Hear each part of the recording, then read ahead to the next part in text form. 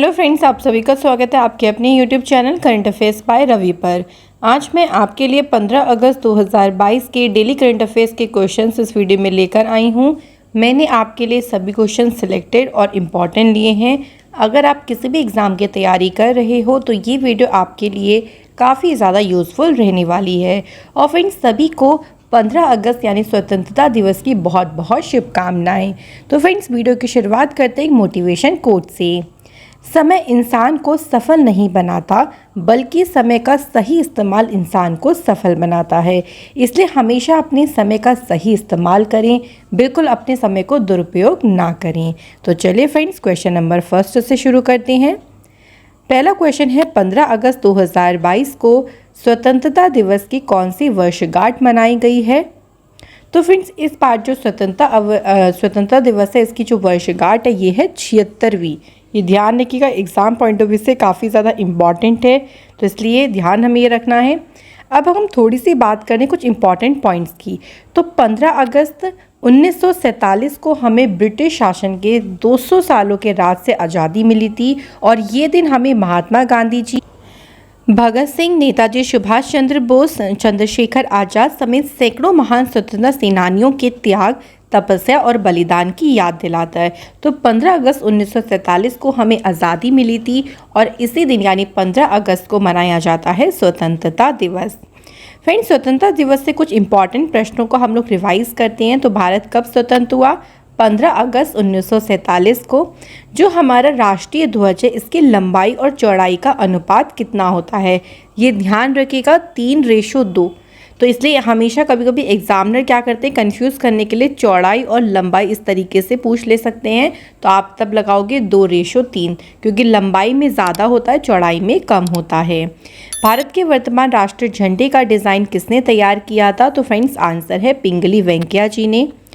भारतीय राष्ट्रीय ध्वज पर बने चक्र को कहाँ से लिया गया है? इसे सारनाथ अशोक स्तंभ से लिया गया। भारत के तिरंगे में चरखे की जगह चक्र कब अस्तित्व में आया? 22 जुलाई 1947 को। इससे पहले जो हमारा भारतीय ध्वज है, भारतीय तिरंगा है, उसमें चरखा था बीच में, लेकिन उसके बाद क्या हो गया? चक्र। फ्रेंड्स, हमारी लास्ट 6 मंथ की जो करंट अफेयर्स की बुक है लॉन्च हो गई है, जो कि है जनवरी से जून 2022 तक। इस बुक में सभी क्वेश्चन टॉपिक वाइज हैं, जो कि आपके एग्जाम पॉइंट ऑफ व्यू से काफ़ी इंपॉर्टेंट है। ये बुक आपको फ्लिपकार्ट, अमेज़ॉन पर मिल जाएगी, आप इसे वहाँ से इजीली बाय कर सकते हैं। नेक्स्ट क्वेश्चन है, संयुक्त राष्ट्र ने भारत और पाकिस्तान में संयुक्त राष्ट्र सैन्य पर्यवेक्षक समूह मिशन के नए प्रमुख के रूप में किसे नियुक्त किया है?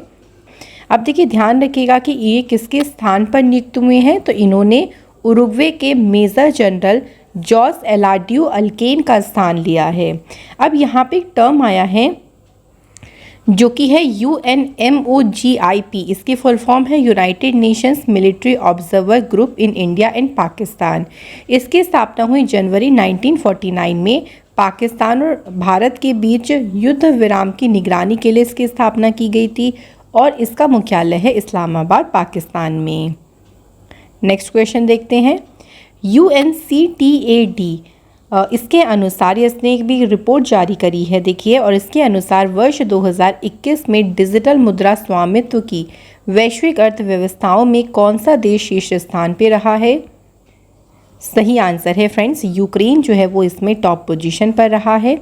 अगर देखिए, इसमें एक क्वेश्चन हमसे भारत की पोजीशन के बारे में भी पूछा जा सकता है, तो हमें ध्यान रखना है कि भारत जो इस सूची है इसमें 7वें नंबर पे है। तो भारत 7.3% डिजिटल मुद्रा स्वामित्व के साथ जो है 7वें स्थान पर है। इस रिपोर्ट में फ्रेंड्स, जो शीर्ष 3 देश हैं उसमें सबसे पहले नंबर पे है यूक्रेन, सेकंड पे है रूस, और थर्ड पे है वेनेजुएला। इसे जारी किया है United Nations conference on trade and development, जिसका मुख्यालय है जेनेवा, स्विट्जरलैंड में। नेक्स्ट क्वेश्चन है फ्रेंड्स, विश्व अंगदान दिवस 2022 कब मनाया गया है? सही आंसर है 13 अगस्त को वर्ल्ड ऑर्गन डोनेशन डे मनाया गया है। इसका मेन उद्देश्य होता है लोगों को अंगदान के महत्व के बारे में बताना।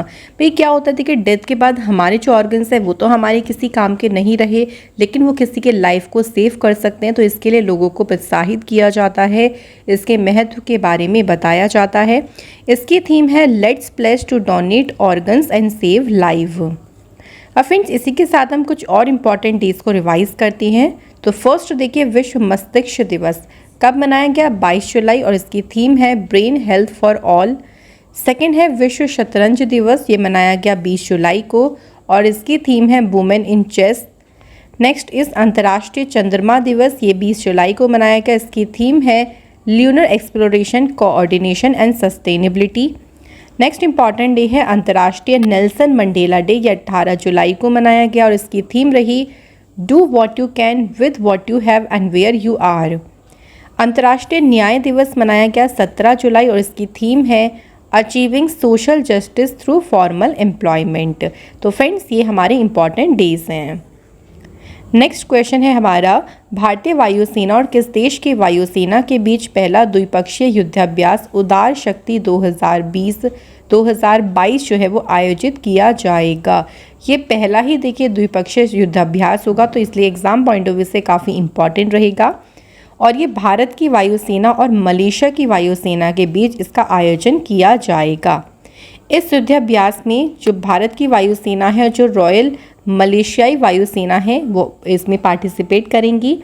भारत की तरफ से इसमें Su-30 MKI और C-13 जैसे विमान भाग ले रहे हैं। तो विमान ध्यान रख लीजिएगा, बाय चांस बन सकता है कि आप लोगों से पूछ लें कि भारत का कौन सा विमान इसमें पार्टिसिपेट कर रहा है। इस अभ्यास का देखिए मेन उद्देश्य यही है कि भारतीय वायुसेना के सदस्यों को नया सीखने का अवसर देना, साथ ही में जो आपसी युद्ध क्षमताएं हैं उन पर भी ध्यान केंद्रित करना।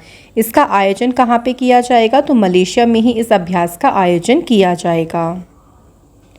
अगला क्वेश्चन फ्रेंड्स, भारत की पहली पानी के अंदर मेट्रो ट्रेन किस शहर में शुरू की जाएगी? तो ये जो मेट्रो ट्रेन होगी ना, ये अंडर वाटर मेट्रो ट्रेन रहेगी, और इसे शुरू किया जाएगा कोलकाता, पश्चिम बंगाल में। तो आपको शहर ध्यान रखना है कि कोलकाता में इसे शुरू किया जाएगा। तो ये जो मेट्रो ट्रेन है ये हुगली नदी के नीचे जो सुरंग बनाई जाएगी उससे होकर निकलेगी। इस सुरंग की जो लंबाई होगी वो 10.8 किलोमीटर होगी, जिसमें 520 मीटर पानी के अंदर सुरंग का पूरा हिस्सा होगा। 520 मीटर तक सुरंग तो पूरी 10.8 किलोमीटर, लेकिन पानी के अंदर का जो हिस्सा होगा वो 520 मीटर का रहेगा। ये लाइन कुल 16.55 किलोमीटर की होगी। इसमें से 9.30 किलोमीटर सेक्टर से सियालदह पर काम हो चुका है, और बाकी जो काम है वो माना ही जा रहा है, बताया जा रहा है कि जून 2023 तक पूरा हो जाएगा। अब फ्रेंड्स हम पिछले टॉप 5 भारत में पहला क्या क्या हुआ है थोड़ा सा रिवाइज करते हैं। तो पहला क्वेश्चन है, भारत का पहला हिमालयन मसाला उद्यान कहाँ स्थापित किया गया? रानीखेत, उत्तराखंड। आयकर विभाग के टिन 2.0 प्लेटफॉर्म पर अपने पेमेंट गेटवे प्लेटफॉर्म को सूचीबद्ध करने वाला भारत का पहला बैंक कौन सा बना है? फेडरल बैंक, जो कि केरल में है। गूगल द्वारा यातायात डेटा सार्वजनिक करने वाला भारत का पहला शहर कौन सा बना है? औरंगाबाद, महाराष्ट्र। नेक्स्ट है, सेमीकंडक्टर तथा डिस्प्ले उत्पादन के क्षेत्र में सहायता के लिए सेमीकंडक्टर नीति शुरू करने वाला भारत का पहला राज्य कौन सा बना है? आंसर है गुजरात। बड़े बड़े तंत्रिकीय रोगों से निपटने के लिए भारत के पहले मस्तिष्क स्वास्थ्य क्लिनिक का उद्घाटन कहाँ किया गया? बेंगलुरु, कर्नाटक में।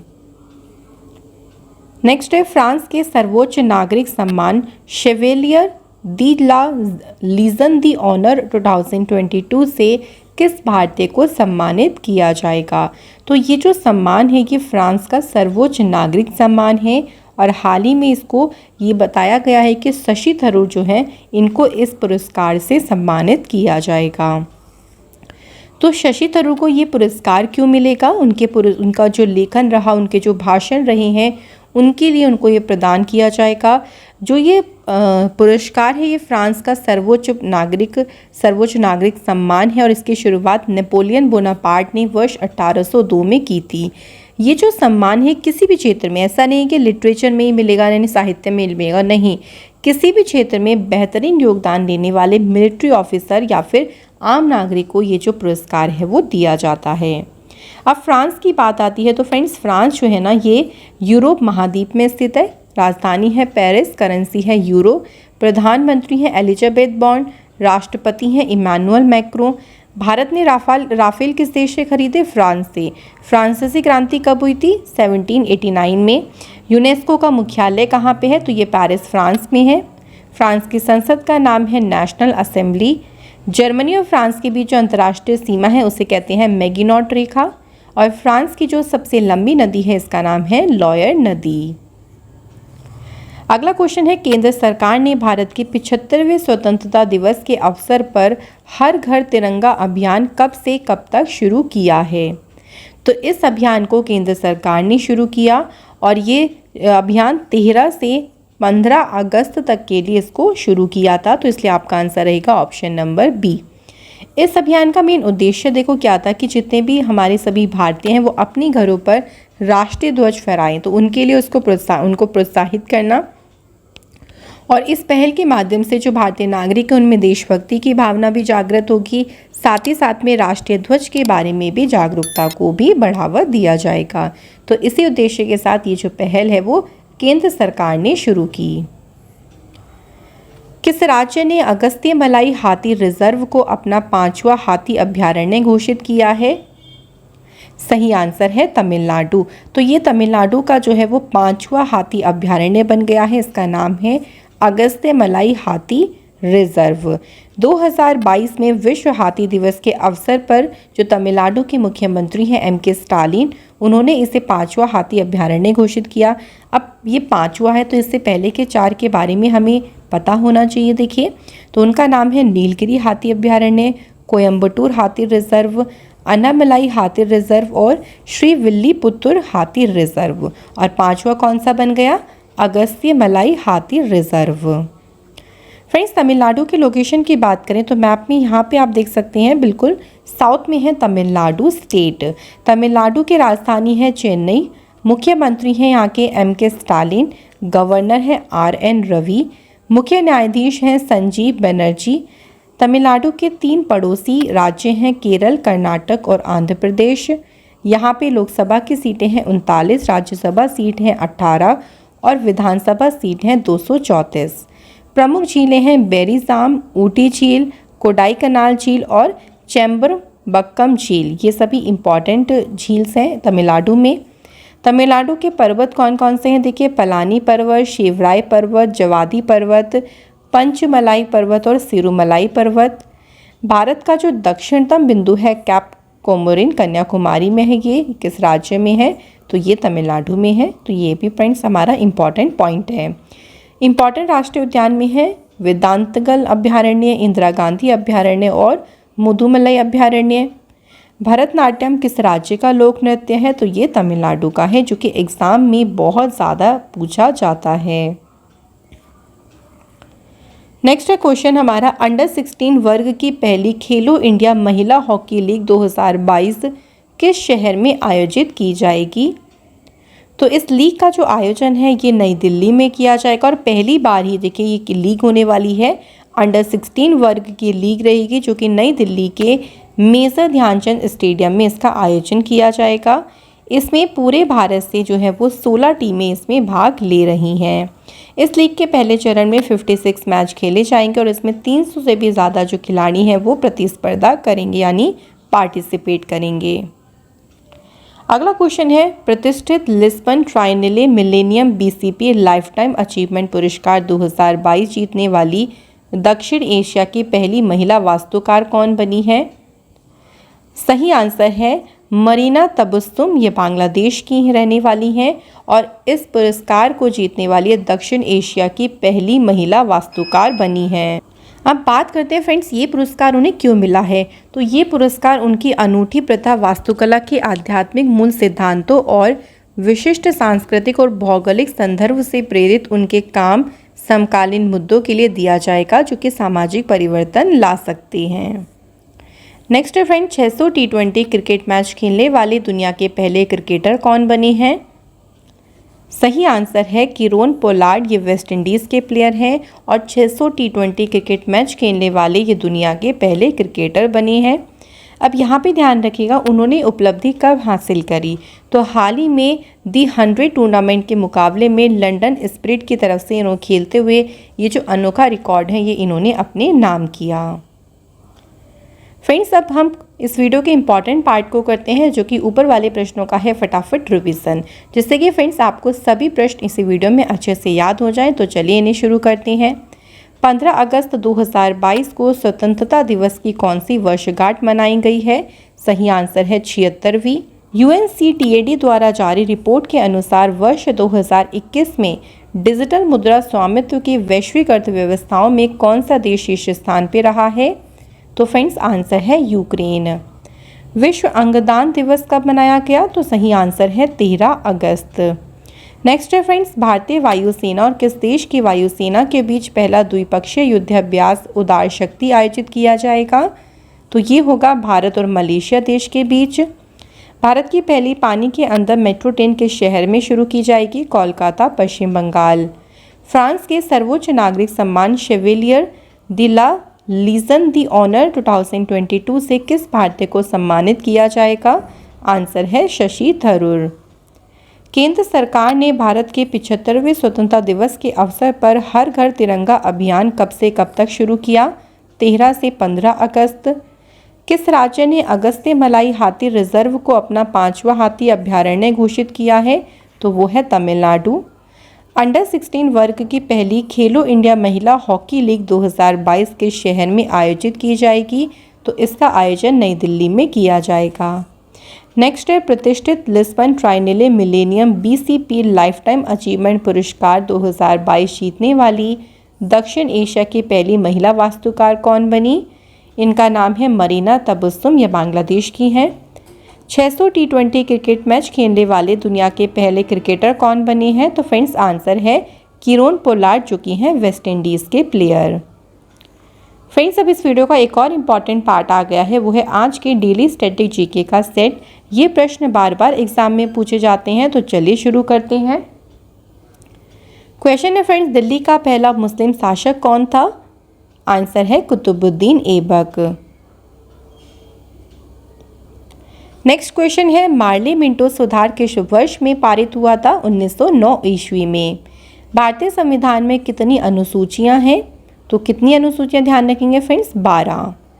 नेक्स्ट क्वेश्चन है, मिट्टी का अध्ययन क्या कहलाता है? तो मिट्टी के अध्ययन को कहते हैं पेडोलॉजी। वातावरण की कौन सी परत में सौर परावैंगनी विकिरण का अवशोषण और बिखराव होता है? तो ये होता है समताप मंडल में। भूकंप के अध्ययन को क्या कहा जाता है? आंसर है सिस्मोलॉजी। आत्मीय सभा के संस्थापक कौन थे? राजा राममोहन राय।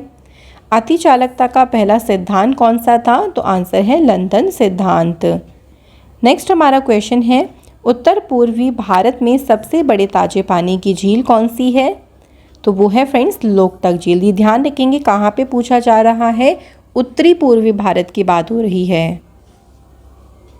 देखिए फ्रेंड्स, यहाँ पे मैं आपको थोड़ा सा ही बताना चाहूँगी कि अगर उत्तर पूर्वी यहाँ पे नहीं लिखा होता, खाली आपसे पूछते कि भारत में सबसे बड़ी ताजे पानी की झील कौन सी है, तो आप क्या बोलते? या स्लैश में पूछ सकते थे सबसे बड़ी मीठे पानी की झील कौन सी है? तो ध्यान रखेंगे वो है फ्रेंड्स बुलर झील। और बुलर झील कहाँ पर है? जम्मू कश्मीर में। नेक्स्ट क्वेश्चन है, अल्जाइमर रोग के कारण मानव शरीर का कौन सा अंग सबसे ज़्यादा प्रभावित होता है? तो वो है फ्रेंड्स मस्तिष्क। अब इस वीडियो का फ्रेंड्स लास्ट पार्ट आ गया है, जिसमें हम कल वाले प्रश्नों का टेस्ट करेंगे। आप सभी अपने आंसर मुझे कमेंट बॉक्स में ज़रूर बताइएगा। तो चलिए शुरू करते हैं। Football tournament UEFA super cup 2022 का खिताब किसने जीता है? सही आंसर है real Madrid FC। Next question है, केंद्र सरकार ने वयस्कों के लिए कॉर्बेवैक्स नामक वैक्सीन को बूस्टर खुराक के रूप में मंजूरी दी है। इस वैक्सीन का निर्माण किस कंपनी ने किया है? करेक्ट आंसर है बायोलॉजिकल ई लिमिटेड, जो कि है हैदराबाद में। अगला क्वेश्चन है, अनाथ बच्चों को आर्थिक सहायता प्रदान करने के लिए किस राज्य ने मुख्यमंत्री बाल आशीर्वाद योजना को शुरू किया? तो इस योजना को शुरू किया है मध्य प्रदेश की सरकार ने। नेक्स्ट है, अंतर्राष्ट्रीय युवा दिवस कब मनाया गया है? सही आंसर है 12 अगस्त को इंटरनेशनल यूथ डे जो है मनाया गया। फिफ्थ क्वेश्चन है, GST की चोरी को रोकने के लिए किस राज्य सरकार ने लकी बिल नामक एप्लीकेशन को लॉन्च करने की घोषणा की है? करेक्ट आंसर है केरल। नेक्स्ट क्वेश्चन है, उत्तर पूर्व ओलंपिक 2022 खेल के दूसरे संस्करण की मेजबानी कौन सा शहर करेगा। फ्रेंड्स, यहाँ पे आपको इस संस्करण भी ध्यान रखना है, ये इसका दूसरा संस्करण है और इसकी मेजबानी करेगा शिलोंग, मेघालय। नेक्स्ट है, भिक्षावृत्ति में लगे लोगों की मदद करने के लिए किस मंत्रालय द्वारा स्माइल 75 पहल का शुभारंभ किया है। तो इस पहल को शुरू किया है केंद्रीय सामाजिक न्याय एवं अधिकारिता मंत्रालय ने। नेक्स्ट है, भारत के किस संस्थान ने अंतरिक्ष मिशनों को प्रदर्शित करने के लिए अपना पहला स्पार्क नामक 3D वर्चुअल अंतरिक्ष संग्रहालय को लॉन्च किया। तो फ्रेंड्स, इसे इसरो के द्वारा जो है ये जो 3D वर्चुअल अंतरिक्ष संग्रहालय है इसे लॉन्च किया गया। उत्तराखंड के नए राज्य ब्रांड एम्बेसडर कौन बने हैं। करेक्ट आंसर है ऋषभ पंत। नेक्स्ट क्वेश्चन है, भारत के कार्मिक, लोक शिकायत और पेंशन मंत्रालय के राज्य मंत्री जितेंद्र सिंह ने Rusty Skies and Golden Winds नामक पुस्तक का विमोचन किया। इस पुस्तक को किसने लिखा है। तो फ्रेंड्स, ये पुस्तक लिखी है सानिध्य शर्मा ने। इसी के साथ फ्रेंड्स हमारी वीडियो के क्वेश्चंस कंप्लीट होते हैं। आज की वीडियो में हमने पढ़ा टॉप 12 करंट अफेयर्स के क्वेश्चन जो कि इम्पॉर्टेंट है आपके एग्ज़ाम के लिए। साथ ही में हमने रिवीजन पर काफ़ी ज़्यादा फोकस किया है जिससे कि आप पुराने करंट अफेयर्स भी बिल्कुल ना भूलें। स्टैटिक जीके के इंपॉर्टेंट क्वेश्चंस करें जो बार बार एग्ज़ाम में पूछे जाते हैं और आप सभी के साथ कल वाले प्रश्नों का टेस्ट किया। इसी के साथ फ्रेंड्स हमारी आज की क्लास कंप्लीट होती है। Thank you so much for watching this video.